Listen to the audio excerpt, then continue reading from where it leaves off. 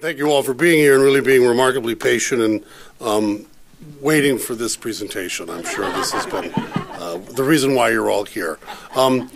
So hopefully what this really does is tie together the conversation that you've been hearing all morning and taking advantage of Judith really setting the stage for the kind of questions that were asked on the two panels. But this is a piece of work that AECOM undertook as part of our cities program. Our 4 cities of focus are Sydney, Hong Kong, New York, and LA. And New York happened to just be in a good position to come out with this first. And it goes back to a large part of my career, which is really a fixation and a long-time professional relationship with the Brooklyn waterfront. Just to be clear, there's no client here. This is work that was done by AECOM for the purposes of really galvanizing a message of who and what AECOM wants to be in the urban settings that Judith so well characterized. So what we start off with, this is our fundamental question. What do you want your city to be? And the reason why we ask this is really important. The great American social critic and socialist, Michael Harrington, said very, very clearly that the foundation of a fair and just society is an economy of surplus and the democratic means of distributing it. And that very, very simple concept underlies much of what I'm going to talk about today, because it's that first premise, which is an economy of surplus, that for all of the challenges that we face today, unless we are generating wealth, unless we are generating economic activity to fund the social outcomes that we are so, grappling with, we don't have an equation which solves problems. So what do you want your city to be is a democratic way of asking, how will we create wealth and how will we apply that wealth against the problems that we currently face? I'll do this quickly. New York has a housing crisis. It's very well known. Mayor Bloomberg, Mayor de Blasio have made it a watchword within their both administrations. The amount of population which is growing in this city, the forecast is another 1 million people in the next 9 to 10 years. I argue strongly that they're already here, that there's another 1 million that are still to come, exacerbating the questions of housing, equity, income distribution across all the specters that we've heard about this morning. And with that comes the question of jobs. This is a vision of what Roland was referring to recently, just a minute ago. This is the Southwest Brooklyn Marine Terminal that was a few years ago. Unless we can match job production with population growth, with solving a place where people can actually live and work, that equation is not going to be one that is answered in a positive way at the end. So when we looked at the landscape of the city of New York and asked, where does the city reinvest? Where does the city transform itself? How do you reimagine a city? There was only really one part that was available in the size and scope to answer New York City's pressing needs. And this is what we're referring to as Southwest Brooklyn, really running all the way from Atlantic Avenue right down to the water, right there at Pier 6, across the Red Hook Container Terminal in through Erie Basin, down through Sunset Park, and all the way to the Brooklyn Army Terminal, Owl's Head wastewater treatment plant, and up to 3rd Avenue and the famous Gowanus Expressway. When you think about New York and you think about where development has taken place and you're watching what's rising in Hudson Yards today and what happened in Lower Manhattan, this amount of space is so much greater than any other potential project that we thought was possible in New York City. The Red Hook Container Terminal alone is 110 acres. Battery Park City is only really 35 acres. So think about how Lower Manhattan has been transformed from a wealth perspective from the down in Lower Manhattan and the opportunities here in Southwest Brooklyn. Just by point of comparison, again, looking at the projects that we see as so New York, and then the amount of acreage which is going to be available for development. So one of the key questions, though, is the matter of equity and the matter of neighborhoods, and the balance of a democratic neighborhood versus a gentrified neighborhood. And we argue strongly that gentrification is really a function of the lack of development. We tend to see it in the opposite way, but San Francisco is a cautionary tale for all of us of what happens when you attempt to stop the clock. If you think you can preserve a particular balance within a city, that's not what's happened in San Francisco. San Francisco today has by far the highest occupancy, rental rates, and housing costs of any city in the United States, and that's because they've choked the supply of additional housing so that only the elite, the wealthy, can afford to live within that perfect circle of an hour's distance from where they work. So no development leads to gentrification, but thoughtful development can lead to the preservation of neighborhoods. This is Long Island City, and this goes back to early in my career when I was on the Queens West Board, and if you think back to what was happening on the Queens waterfront 20 years ago, this is virtually unimaginable. But I'd argue that there's no context there. There's no real community there. There's one high school, there's a supermarket, but there's not a streetscape. There's not a sense of place. There's not really a new neighborhood for New York. Rather, it's a series of very lovely residential towers where people live and they commute to somewhere else. And we think that development without context also leads to a lack of community, which then completely changes the way you feel when you walk through a neighborhood. And that sense of typically New York, which is open and democratic, ends up getting restricted and being fairly narrow. Isolation. If you look at the map of the city of New York, of where pockets of poverty and the lack of growth has occurred, it's occurred with the areas that are transit-starved, where our great subway system was not built to, where people were isolated and limited in terms of both where they could commute to in terms of work, but also their connectivity to the city as a whole. This is down in behind the Red Hook housing projects. Red Hook and the area of Sunset Park, particularly Red Hook, has been really transit-starved. And if you look at the costs of that isolation in terms of unemployment, healthcare costs, stability within the household, they all add up, and they are all not solely related to the issue of isolation. But isolation, if you're going to unlock the health of that community, is going to have to be really addressed. This is the chilling slide for me. And in the earlier interview about where does resiliency rank in terms of our vision of the city going forward, when I was DEP commissioner, I would have said I was a practical realist in terms of the implications of climate change.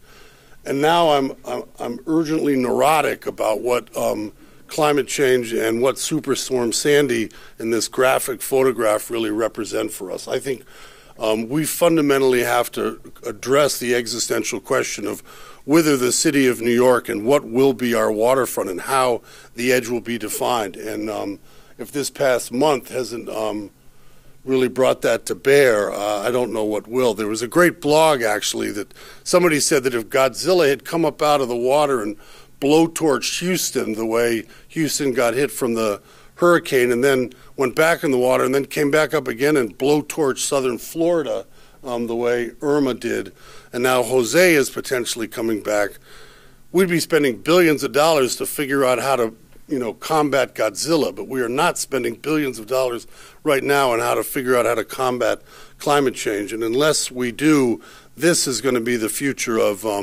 Brooklyn. Brooklyn, if you look at the flood maps, the 25-year flood maps, it is a community at risk, and we need to figure out how to protect it. So when you think back about the city and how it's grown, let's think about some guiding principles. And we spoke about Jane Jacobs, and she's always referenced as such a visionary for how cities, in fact, develop. This I love because we're about to start the UN General Assembly. This was the original plan for the UN. Imagine what the east side of Manhattan would be like if something of this enormous size and scope. They had an opera house built out into the East River as one of the original plans. So when we think about what kind of city that you want, scale really matters.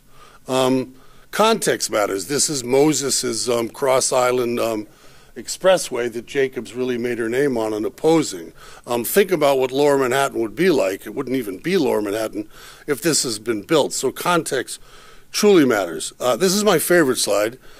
You can't cheat if you know the answer. So the only people who can answer are the people who don't know the answer. But who knows what this is? Go ahead and cheat.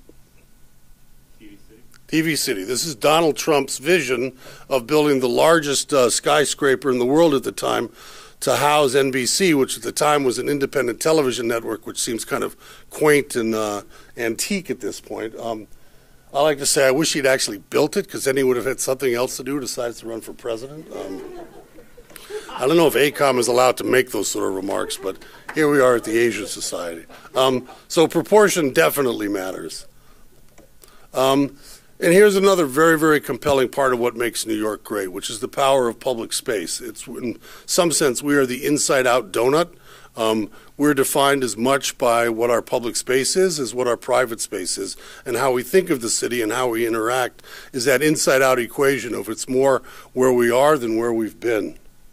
And this is vision. You know, Frederick Law Olmsted for Central Park proposed a park when people were grazing cows and raising sheep on either side of Central Park. The idea that you would have to preserve something of that size and scope to keep the health of a city functioning is a matter of vision. And the value of persistence. New York would not be the city that it is without how well we have grown and protected Central Park. So, we've gone through what the challenges are. We've looked at what the framework for answering some of those questions are. And from AECOM's perspective, we boil this down to these four key concepts, which are really consistent goals for almost every major city project around the world. Mayor Bloomberg in his Plan NYC articulated them. Mayor de Blasio adopted them in his One NYC plan. But growth, equity, sustainability, and resiliency are the four key watchwords for goals of, in a sense, what you would buy if you did, in fact, have the wealth that you needed to create the city that you would want to live in. So when we talked about isolation, one of the first things we started with is how do you unlock the value of that Brooklyn waterfront? And without transportation, you're not going to be able to do that. So following along the lines of the Hudson Yards 7 trains extension, think of the value capture opportunity of being able to develop the Red Hook Container Terminal into a new community, creating wealth, and at the same time using that funding to build the subway from extending the one train from Lower Manhattan all the way over into Red Hook, and then having an adjacent station up by the F train. Not only would that increase the value of that real estate from a housing perspective and a market-based perspective, but it would then really allow that Red Hook housing project, NYCHA, and affordable housing to get built into that community, because then you would be able to commute to a job, commute to an education, commute into the city as part of an integrated neighborhood as opposed to an isolated neighborhood. We estimate that it would be around $4 billion. One of the reasons why for your tunnel experts go, that seems cheap. The reason why it's inexpensive is because you're spending most of your time underneath the harbor. The 7 train was expensive because you had to plow through all of the utilities in Manhattan and underneath the Port Authority bus terminal. That made it expensive. And the tunneling expertise that AECOM has, we looked at ways you could really reduce the overall cost of this. So first, we talk about connectivity. We talked about a subway extension. The other thing we need to do is we need to build neighborhoods, and that's reconnecting the grid. We've demonstrated in Williamsburg, for example, you revitalize the streetscape, people want to live there, businesses want to grow there, and it's a way of creating economic activity with a very little low-impact strategy of reconnecting neighborhoods with walking, biking, commuting. All of that has an economic development value, but also perhaps more importantly has a neighborhood development value. I mentioned the Gowanus earlier. This is Robert Moses's true legacy. I never bought the Cross Bronx argument in terms of the power broker, because at some point you did have to connect to the George Washington Bridge. I know you may not like it, but you did have to get to the bridge. Running this highway right through Brooklyn really separated neighborhoods and separated them, most importantly, from their waterfront, and it is a blight on the neighborhood, and we need to figure out a way to address it. So AECOM has looked at the variety of strategies of greening streets and greening something like the Gowanus for the purpose of creating that democratic streetscape. That's what makes New York, again, that inside-out sort of experience. It's our public experience that makes New York so great, not our private experience. This slide is really important because on the left is the NYCHA housing projects at Red Hook. The NYCHA housing projects in Red Hook, annual income per household is $16,000. That is just an almost unimaginable level of economic poverty, and people do live there, and they do raise families, and they are part of the city. But the reason why this is important is because on the right-hand side is market-based housing. And the point is, as we've demonstrated throughout Manhattan, you can have people who are economically challenged living in some of the, not the wealthiest neighborhoods, but neighborhoods that are, fully integrated in terms of income, and that we can't think about housing solely as a place to house people who can't afford it. We need to figure out how to bring that housing into a community with the people of a variety of incomes. And that's what this streetscape is intended to represent, which is where people want to be together. You can have market-based housing, and then you can have NYCHA housing on, as you can see, right across the street. But protecting the edge, going back to that fundamental existential challenge, unless we end up finding a way to reimagining, redirecting, and re-engineering the water's edge, we fundamentally have to face the fact that we need to retreat. And it was really fascinating when we first came out with this proposal. He'll remain unnamed, but there was a Dutch climatologist who said, AECOM just made a huge mistake. We have to retreat from Brooklyn. We have to pull back from the waterfront. We can't stop that. And we don't think we did make a mistake because there were a lot of groups of people who said, you shouldn't do this big plan because it's going to change our neighborhood. What we wanted to do was synthesize the need to be able to protect our neighborhoods and at the same time grow our neighborhoods so we can afford to build these various strategies, as you can see here, on a variety of ways to protect the edge. And unless it gets integrated into that new community, it's an isolated barrier. In fact, right now, largely the plan for the Brooklyn waterfront is virtually a wall, in all candor. It's not a kind of integrated architectural, topographical approach. It's a fairly cold sea barrier, much along the lines of what Miami is constructing along the Miami waterfront down in Florida. And so we've come up with a variety of strategies to reimagine how the water edge needs to be protected. This is a work in progress. We're doing some more on this now because unless this is a compelling vision that people can buy into, the cost and the transformation of the neighborhoods necessary to achieve these different strategies is not going to be realized. So here again, here's a berm park, something that's been demonstrated to be very successful elsewhere around the country.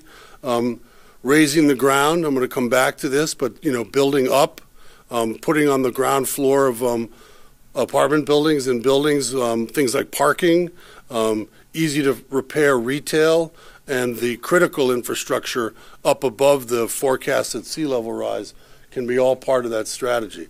Elevated esplanades, the design of the Brooklyn Bridge Park was so forward-thinking and thoughtful about the ways you can absorb the water and then have the water not damage and really, call into question the viability of the park. These sort of strategies need to be developed for Brooklyn. So here you're looking at the Red Hook Container Terminal from Atlantic Basin north to Brooklyn Bridge Park. And this concept is with market-based housing on the right-hand side there. And I'm going to be crystal clear about this. That's the driver of wealth. That's where money will come from. That's what Joanne was talking about in terms of a smaller experiment for funding a park. But with that, you have a 16-foot sea level rise from where the water is in the basin up to the housing on the right-hand side there. And that makes this neighborhood resilient and extends the topographical treatment that the Brooklyn Bridge Park has all the way down to Pier 12. And what's really fascinating is that all of that you see is inside the footprint of the Red Hook Container Terminal. Now, you heard earlier about where is the future of shipping in the Brooklyn waterfront. And the reality, as you heard from Ken and others, is deep water container shipping is not coming back to the Brooklyn waterfront. It does not have the integrated warehouse distribution capacity to handle what the container world needs today. Therefore, we need a transformational strategy for the Red Hook Container Terminal as a linchpin for just this reimagining of the Brooklyn waterfront. And as Roland said, and I'll get to, there are other places that we can have a viable, vibrant maritime activity. But here, this land, this location, this proximity to Manhattan and its adjacency to the Red Hook housing project is an ideal location to reimagine a whole new neighborhood. The port industry, this is what I'm referring to, that the likelihood, I'll say it, that deep water container ships are not coming to South Brooklyn Marine Terminal. There is just no place to put the cargo once it lands and to get redistributed. If it is going to happen, the City of New York and EDC have created a framework for the disposition of South Brooklyn Marine Terminal and the opportunity for different gradients of maritime activity, whether it's barge, whether it's distribution, whether it's freight, whether it's this new manufacturing economy which is associated with the shipping industry, so be it. But the idea that we need to reserve this for 14,000 TEU ships is much like the argument about coal in the United States. Obama didn't kill coal. Alternative energy supplies killed coal. Nobody killed South Brooklyn. 14,000 TEU ships killed South Brooklyn. So we need to still recognize that land use must support job growth, and that's why we've isolated job growth in and around Southwest Brooklyn, because as Andrew Kimball's project really graphically demonstrates, you can in fact reimagine in industrial space that used to be support for shipping a whole new economy, whether it's out of the STEM industries, whether it's out of the maker, do-it-yourself economy, the entrepreneurial growth that you're seeing in small-scale applications of technology, education. We heard it all this morning in terms of where is that niche between a liberal arts education and where is a tech education that gets you, a middle-class job.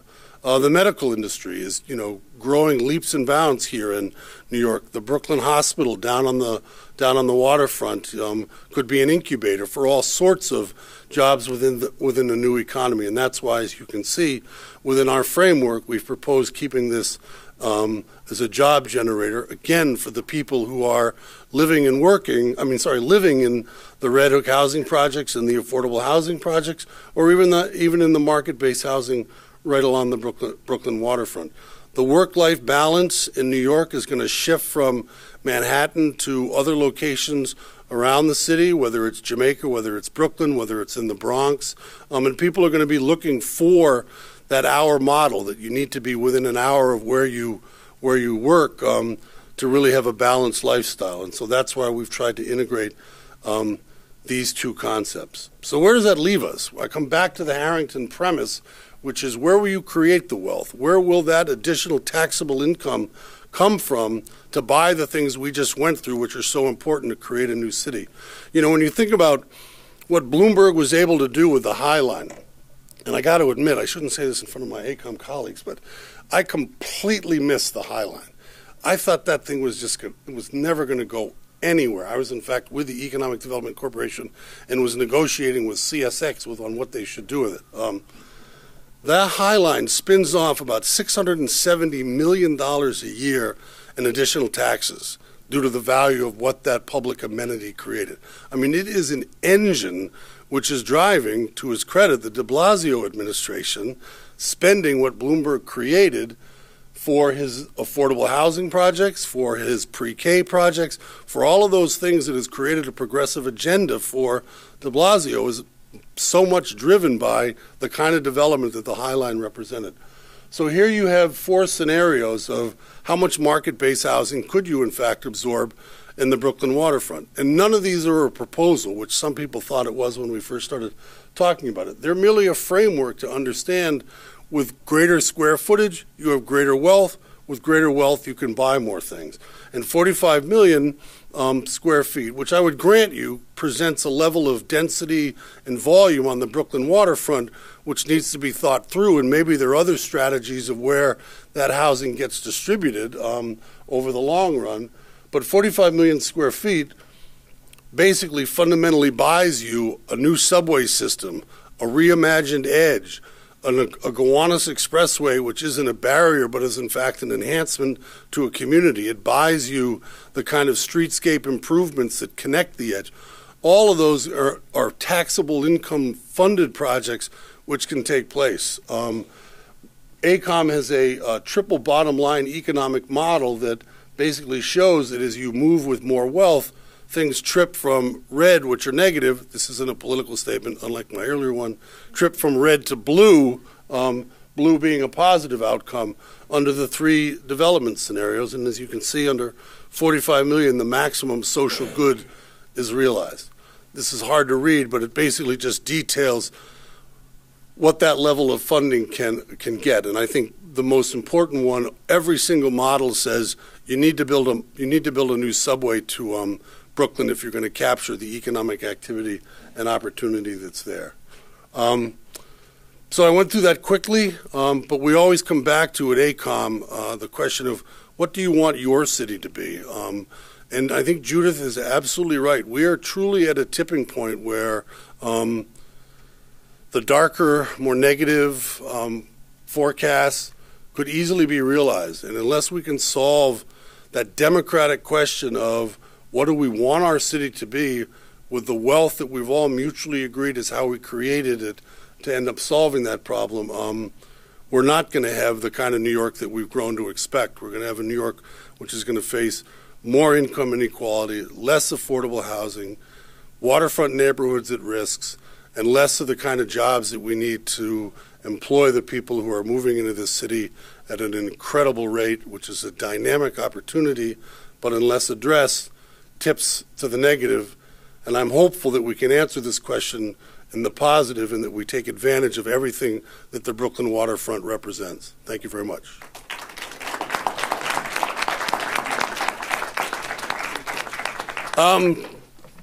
Besides the tortured political joke, is there any questions that anybody wants to ask? Sure. I have a quick question. Mm-hmm. I was just wondering, perhaps I missed it in your talk, but who owns the land for the proposed development site in Red Hook?